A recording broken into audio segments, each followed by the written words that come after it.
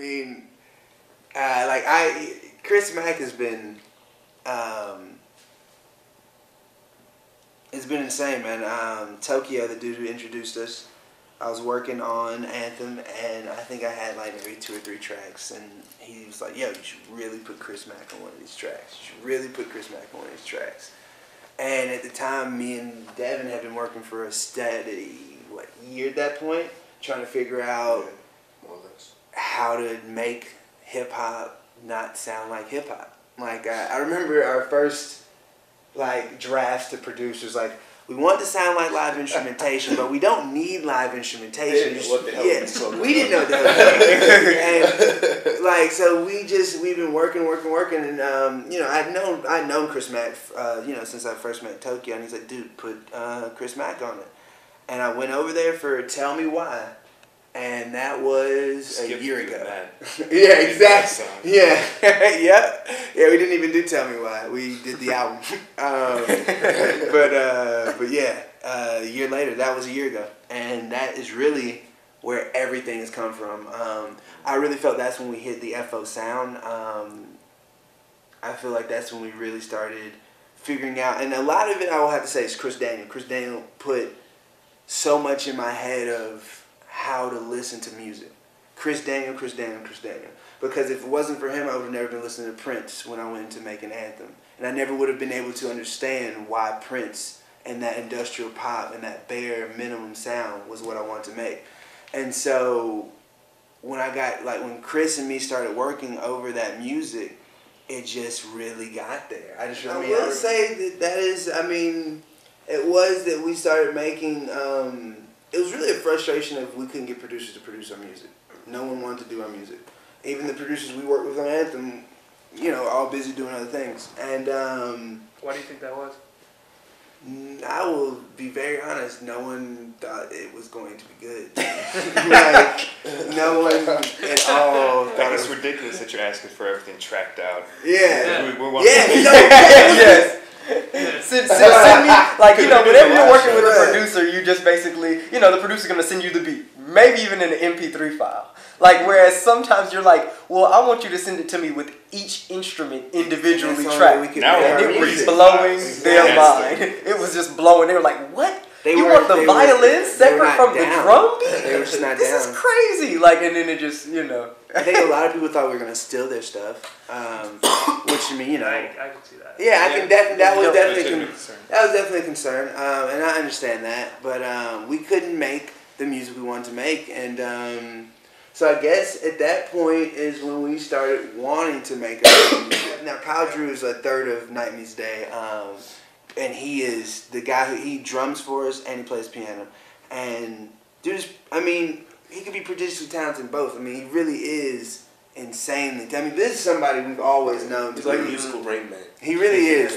Since we've known him. Yes, his musical taste is so vast. I remember I was in the car with him and he made his own just a mixtape of different songs that he liked, and it was $100 million was one of the tracks. It went from $100 million, really crazy, $100 million, and then the next track was from the Ratatouille soundtrack. Yeah. And I was like, is this Ratatouille? Yeah. He's like, yes, I like that. Don't you hear the? I'm like, no, Kyle, no. It's so true, what you talking about? I had seen Toke make thousands of beats over the 3 years I've known him, so.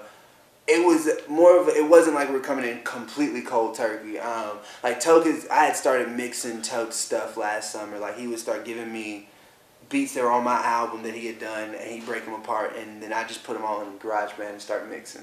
So we hadn't come off completely cold turkey, and a lot of it was because Toke allowed us to use stuff. But I think that's really where it came out of. We had started making tracks at the end of Anthem because we couldn't get any beats, and all that stuff ended up turning into Night Meets Day. I also feel with the reasoning for some people not wanting to come up off of certain things or be a part of certain processes was that once Glenn got away from just strictly rapping, whenever it's kind of if I have an idea for a track in my head, if I can give somebody a verse, it immediately sounds dope. If they give me a piece of a beat and I can write a dope verse to it right quick, they're just on board. Immediately they're on board because the verse is dope. Whereas a lot of times with that, the kind of music that Night Meets Day is making, it sounds like madness until it's finished. Yeah. Like, before it's finished, the idea of it sounds like, what the hell are you talking about, Glenn? Like, you know what I'm saying? It sounds like, until, but you almost have to just, like, trust and follow that. No, what I have in my head sounds good. You just need to give me, a few days to finish this, this bass line, and I'm telling you it's going to sound awesome. Like, you have to kind of, like, ride that out until it just, because at first it'll be like, this sounds fucking silly. The early demos for Anthem sucked. That shit was horrible music. I mean, it was us trying to do stuff that we couldn't pull off, and just trying to make something new. And, and we had heard. I remember I'd heard Dark Fantasy, and I was. I mean, it sounds insane, but I was really pissed. Like, I was really pissed that he got there. Like, because I remember I called. I was in Mississippi when I got Dark Fantasy. And I was in Jackson. We live in Durant, so it's like an hour away. So I listened to it on the way back. And I called Kyle and Chris as soon as I got there. And I was like, dude, Anthem 2, we're going to murk this nigga. Like, we just, knew that it was going to be... the theory behind what he was trying to do, obviously, we don't feel like Dark Fan, yeah, obviously. But, the theory, though, was so what we had been trying to do for a year. And in that moment, I was like, dude, there's no way we can't beat this. And that was my biggest motivation, because I knew that, Anthem 2, I knew that, and, that's what we ended up doing. I think we ended up making really, not something that obviously will be received as Dark Fantasy is, but I think something that is very, very new. I think something very new. Oh, well... Yeah. He said, well, yeah, for sure. Because, in all honesty, we want to, we can't right now because we don't have anything, but, I want to put out all my friends' music. Yeah. You know what I'm saying? I want to, Tokyo's working on a project that we're going to drop. The producer of his stuff is working on a project that we're going to drop. Tony is a feature on his thing. We want to drop that. Keith, the dude. We're all and we're working on a lot. When you consider the Far Out family, our family is very vast.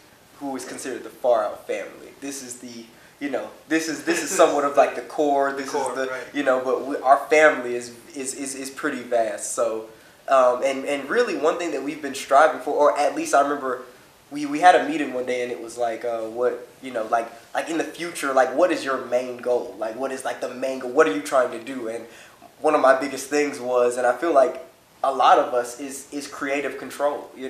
We want that creative control. The one of the reasons you want to be where Kanye is because the fact that Kanye can just go, you know what? I want a string orchestra right now to play this. Somebody get me a string orchestra. He has that kind of creative control where whatever idea he has, he can create it.